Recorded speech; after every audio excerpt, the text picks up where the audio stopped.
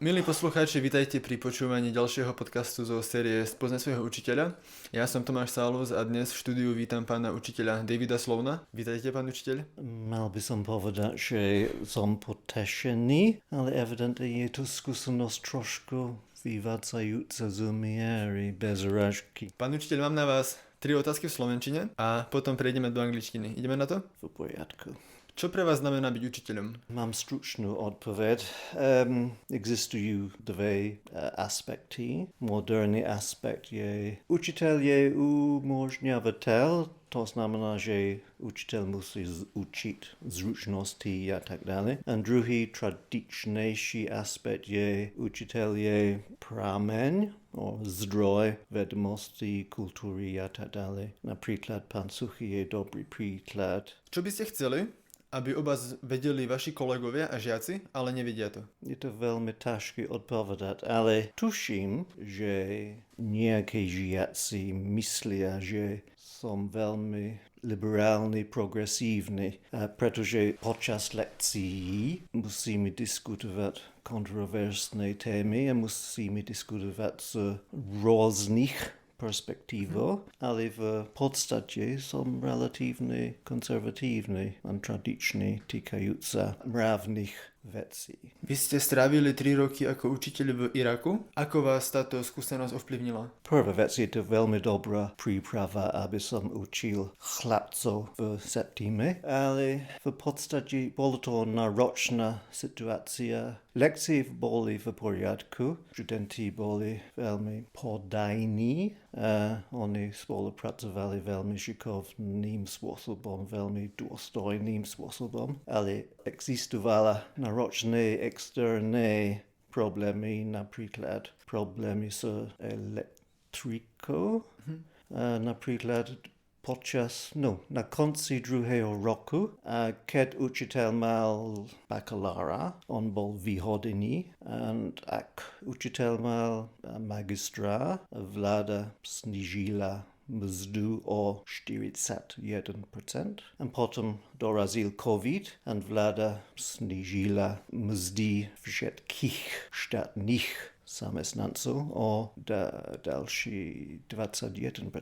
Tak je to trošku serióznejší problém, ako majú učiteľi na Slovensku napríklad. So this was a reason why you left Iraq? No, 3 roky bol dostatočný pre mňa. V druhom roku sme mali 8 učiteľov, v treťom roku sme mali len 2. So it was kind of small school? No, bolo to univerzita v kurdskej oblasti Iraku. And you were there like a regular teacher or a lecturer like here? Bolo to ako You're speaking in English. Bolo to ako lektor, ako... Where do you see a difference between being a language lecturer and being an English teacher? Nedúmal som hlboko na otázku. Je to veľmi specifickú otázku. Čo očakávate? Neviem veľmi ja. Now you're switching to Slovak. Excellent. Automatically. I'm sorry. No, I just can't imagine like where the difference is, because what you have to do is basically the same. Teach someone speak other language. But are you using like different ways to approach this goal? No, bolo to tá istá metóda, komunikatívna metóda, normálna kniha. Bolo to veľmi, veľmi podobné ako tu. And how did you get into Iraq? Hľadal som prácu v Arabii a narazil som na vacancy. Miesto, pozíciu? Tak odpovedal som a oni ma akceptovali. And why this part of the world? Bol som trošku mladší a myslel som, že bolo by to zaujímavá skúsenosť. Mám bývalého kolegu, on je v Dubaji, on je zastupca riaditeľa, tak on má úplne inú skúsenosť, je to privátna škola, on má luxusnú vilu, on má luxusnú mzdu tiež, ale on má trošku problém s študentmi, tak oni sú trošku bohatí, trošku arrogantní, trošku rozmaznaní. Jasne. A pre mňa najdôležitejšia vec je moja skúsenosť v lekciách. Môžem pretrpieť na ročné externé faktory, ale ak nemám dobrú, uspokojujúcu skúsenosť v lekciách, je to nesnesiteľné. So for you is important this relationship between your students and you? Yes, the vzťahy and the dynamic, pedagogický dynamik počas lekcií. And to be a teacher, was it your childhood dream or how did it came up?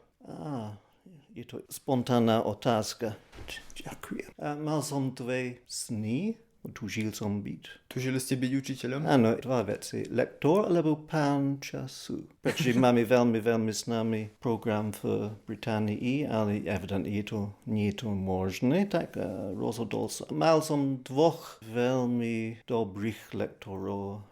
Lektorka z francúzštiny a z latinčiny. Oni boli trošku sarkastickí, ale oni boli veľmi účinní a kreatívni. So you speak French and Latin as well?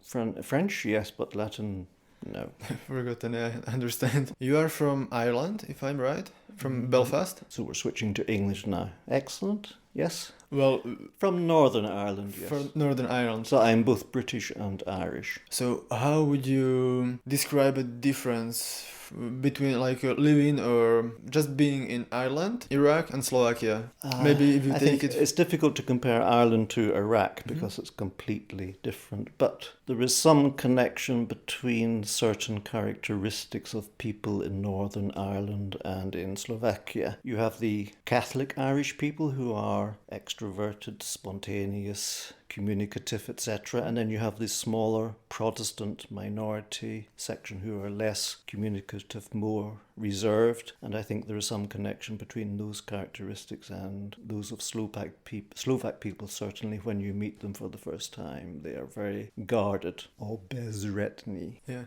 Why did you come to Slovakia? Why did you choose this country? You have to go back to 2005. I was teaching theology and law since 1990. Theology? Yes. Oh. Theology and law, well, basically theology since 1990. And after 12 years, I think, if you're relatively competent, they start giving you administrative things to do, and no one grows up wanting to be an administrator. So I got rather bored with that. So I stopped teaching for 2 years. Then I needed to continue teaching, but in a different way. So I looked abroad for 3 jobs in Europe. I got 3 offers, one from Warsaw in Poland, which I thought was too big, one from Baku in Azerbaijan, which I thought was just too different, and then there was one from a commercial school in Bratislava, and I thought, okay, Bratislava is Central Europe. If things go wrong, I can escape quite easily back to the UK. And do you like it here in Poprad or in our school? That's almost 2 different questions. Well, I spent 11 years in Bratislava, so before I went to Iraq, and then I went back to the UK for 2 years during COVID. So after COVID, I was not working, and there were 2 job offers, one from Poprad and one from, I cannot say the name of the city, it's a small city in China. But I discovered it was for business English, so once I found that out, I wasn't interested. So I thought, okay, I am still relatively young and healthy, so offer was flexible enough in terms of the timetable, in terms of teaching older students. So I decided to risk it, and evidently the risk has basically worked out, because 2.5 years later I am still here. Okay, Mr. Sloan, I mentioned to you before that we made some survey via Instagram, and the students could send some questions which they would like to ask to you. So I pick up a few of these questions, and these questions I have not seen. Yeah, you haven't seen them. So I can probably go through them quite quickly, I hope. I think there is nothing you should be worried of. So first question is, what food from the school canteen do you like the most, and why is it tarhoni? Well, you've answered the question, Pen. You can eliminate me if you want to answer the questions because you know my answers. Tarhoni is perfectly clear. It has absolutely no taste. It has absolutely no texture. It has absolutely no acceptable aroma.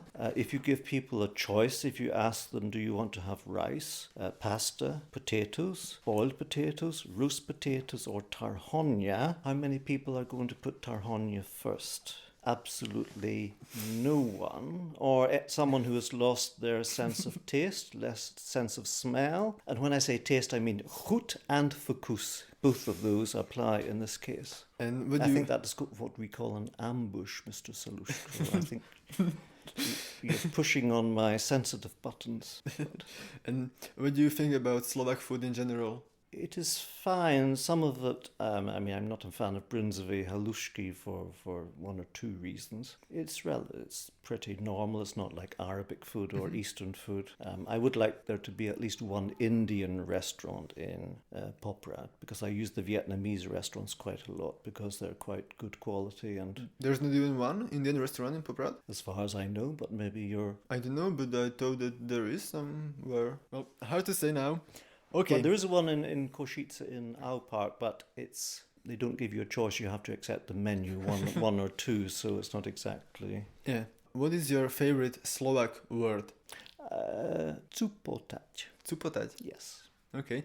Is there any English equivalent where I'm sure... when I found cupotať, I was looking up the word scuttle. So, because that is what I do after every lesson. I scuttle down the corridor very quickly to get to my cabinet.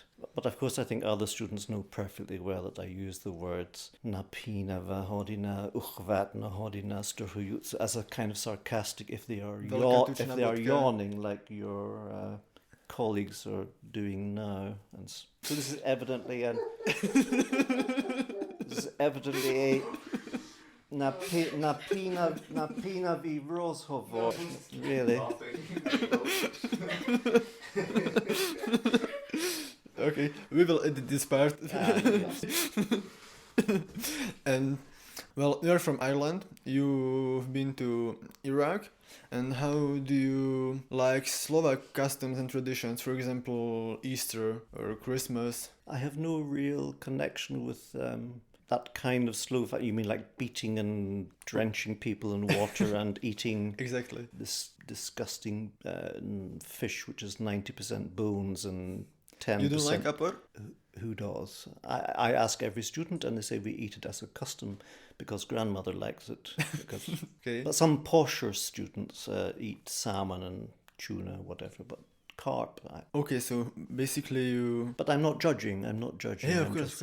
But do you have any other yours Christmas customs, or just it's for you like a normal day as every other? It's a slightly not a sensitive question, but it's difficult to answer because I don't have any close family in Ireland. I don't have a typical usual Christmas day. For example, my Christmas day, I don't have a Christmas meal with anyone. I have Christmas breakfast with an old friend who is married, but I don't get on with his wife, so we have a Christmas breakfast together, and then basically Christmas afternoon I have by myself. And then on Boxing Day, which is the 26th, I will meet another old friend. She lives in Scotland and she will come down to London. So we will have a Boxing Day lunch. She is also married, but I don't meet. She is she is married to a woman. It's not because of that, it's because we have a 40-year-old friendship, and if you have a 40-year-old friendship, you have memories and shared experiences which this other person cannot connect with. And I cannot connect with their other relationships, so we have no bad feelings, but it's a slightly complicated, unusual situation. And so that means that British Christmas customs are like split into 2 days? Yes, I mean, Christmas Day is the big one, the big meeting, and then Boxing Day unfortunately is now commercialised because the shops open for sales at 9 o'clock on Boxing Day, which I think destroys the whole feeling, because even though I'm not actively religious, I take the whole religious side pretty seriously, and it's now kind of debased, kind of trashed traditions now. Okay, do you have, Mr. Sloan, any plans, future plans something like, My problem with your question is that you're using the word future, and I'm wondering if it's slightly ironic to ask a 60-year-old man what is his future. Maybe do you have a future plan? Sloan would be. It wasn't been that way, but I'm sorry, but I mean, generally, to go somewhere on vacation or planning to apply for some job in, I don't know, Northern Asia or somewhere. Northern Asia? You mean Mongolia? Baku, First of all, my main aim in the future is to delay the arrival of the Grim Reaper, Zubata. Okay. Yes, that is my first, second, and third aim. I do not want to have a visit from her or him. Is it him or her? Well, in Slovakia, Zubata is her. Her. Well, I don't want to meet her for quite a long time. I did have the idea I would like to spend 2 years in Canada, but I was planning to do part-time study, but then I thought, do I really want to go back and study theology again? So, but two years in Canada would be good. I've been to Canada a few times, and I've been to Nova Scotia and New Brunswick in the east, because they have in winter they have very good snowmobiling or snow scootering facilities, but that would be, I'd like to do that while I'm still relatively fit and healthy. One question, I don't know if it's not too much, but you said that you are not that religious, but you studied theology. How it goes together? That is a complicated one. I studied theology and I taught theology, and I was not born a Catholic, but I became a Catholic at university, and I still take the whole religious thing seriously. And as I said, I'm pretty conservative. For example, I'm a fan of the Mass, the Omsha in Latin, for example. But the present Pope is not a big fan of that.